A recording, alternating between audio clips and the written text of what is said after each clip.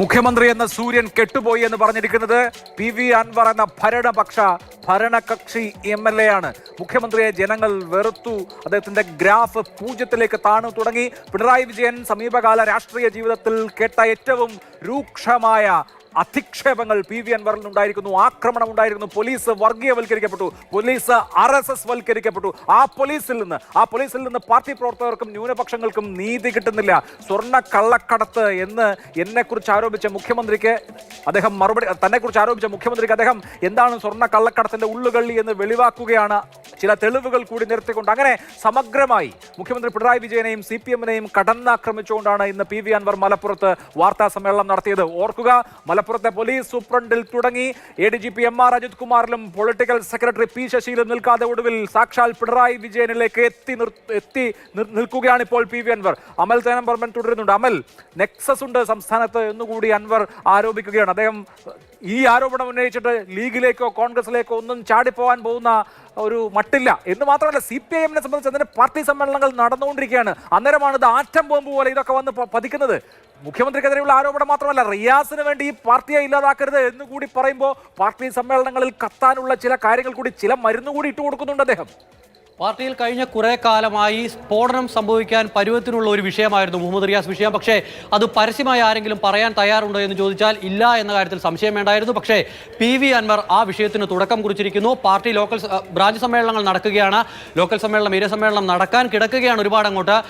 ഉറപ്പായും ഈ വിഷയങ്ങളെല്ലാം സമ്മേളനങ്ങളിൽ സജീവ ചർച്ചയായി മാറുമെന്ന് മാത്രമല്ല, പാർട്ടിയെ അടിമുടി പിടിച്ചു കുലുക്കും എന്ന കാര്യത്തിലും സംശയം വേണ്ട. അത് മുഖ്യമന്ത്രിക്കെതിരെ മാത്രമുള്ള ആരോപണമല്ല, പാർട്ടി സെക്രട്ടറി അടക്കമുള്ളവരെ വലിയ തോതിൽ ാക്കുന്ന തരത്തിലുള്ള വിമർശനങ്ങൾ ഉന്നയിക്കുകയാണ്. ഇനി അൻവറിന്റെ പോക്ക് എങ്ങോട്ട് എന്നുള്ളൊരു ചോദ്യമാണ് ഏറ്റവും പ്രധാനപ്പെട്ടതായി ഉയർന്നു നിൽക്കുന്നത്. ആ ചോദ്യത്തിന് ഉത്തരം തന്നെ പറഞ്ഞിറങ്ങിയാണ് അൻവർ ഇന്ന് മടങ്ങുന്നത്. ലീഗിന്റെയും കോൺഗ്രസിന്റെയും കാര്യം പറയുന്നുണ്ട്. പക്ഷേ അതിനു മുൻപ് അൻവർ പാടിത്തീർത്ത ഒരു പാട്ടുണ്ട്. കായലരികത്ത് വലയെറിഞ്ഞപ്പോൾ വളകിലേക്കിയ സുന്ദരി. പിന്നീടുള്ള വരികൾ പാടുന്നില്ല എങ്കിൽ കൂടി പിന്നീടുള്ള വരികൾ ഇങ്ങനെയാണ്: പിന്നീടുള്ള കല്യാണത്തിനുള്ള നറുക്കെടുപ്പിന് തന്റെ കുറി ചേർക്കേണ്ട എന്ന് ലീഗിനോടും കോൺഗ്രസിനോടും പറഞ്ഞു വെച്ചാണ് അവിടെ നിന്നും പി.വി. അൻവർ എന്ന് മാത്രമല്ല അമൽ, ലീഗിന്റെയും കോൺഗ്രസിലെ ഏറ്റവും പ്രധാനപ്പെട്ട നേതാക്കളെ പേരെടുത്ത് പറഞ്ഞ് ആക്രമിച്ചു. P.K. കുഞ്ഞാലിക്കുട്ടിയെ പരിഹസിച്ചു. V.D. സതീശൻ എന്തുകൊണ്ടാണ് ഈ വിഷയം ഉന്നയിക്കാത്തത് എന്ന് ചോദിച്ചു. കൃത്യമാണ്, ഒരു നെക്സസ് ഉണ്ട്. കേരളത്തിലെ മുതിർന്ന രാഷ്ട്രീയ നേതാക്കൾക്കിടയിൽ ഒരു കൂട്ടുകൃഷി നടക്കുന്നുണ്ട് എന്ന് ആരോപിച്ച് ഞാൻ അതിനൊക്കെ എതിര് നിൽക്കുകയാണ്. പണ്ടത്തെ PC ജോർജിന്റെ പൊളിറ്റിക്സ് ഓർമ്മയിലെ 2014-15 കാലത്തെ അത് പയറ്റുകയാണ് ഇവിടെ അൻവർ. PC ജോർജിന്റെ തന്ത്രമെന്ന് വിജയം കണ്ടു എന്ന് മാത്രമല്ല, മുഖ്യമന്ത്രിയായിരുന്ന ഉമ്മൻചാണ്ടിക്കും ആ സർക്കാരിനും പിന്നീട് സംഭവിച്ചത് എന്താണ് എന്ന് കേരള രാഷ്ട്രീയം നോക്കിയിരുന്ന് കണ്ടതാണ്.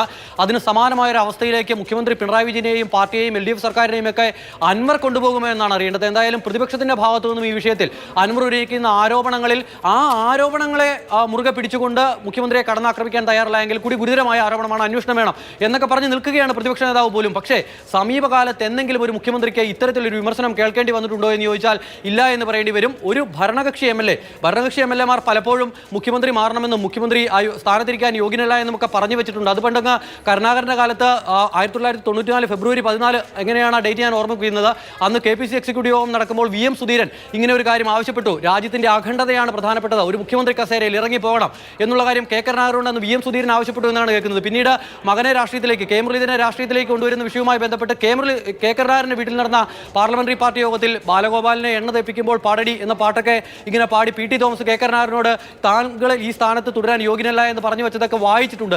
അത് കഴിഞ്ഞാൽ പിന്നീട് ഇങ്ങോട്ട് അത് കമ്മ്യൂണിസ്റ്റ് പാർട്ടിയെ സംബന്ധിച്ച് കമ്മ്യൂണിസ്റ്റ് പാർട്ടിയുടെ പാർലമെന്ററി പാർട്ടി അംഗമായ ഒരാൾ സംസ്ഥാന മുഖ്യമന്ത്രിയെ, അതായത് പാർട്ടിയുടെ പോളിറ്റ് ബ്യൂറോ മെമ്പറെ ഇതുപോലെ പരിഹസിച്ചും ആക്രമിച്ചും ഒരു പൊതുപ്രസ്താവന നടത്തുന്നത് ഇതുവരെ ഉണ്ടായിട്ടില്ല. ഇത് ചരിത്രത്തിലെ ആദ്യത്തെ സംഭവമാണ്.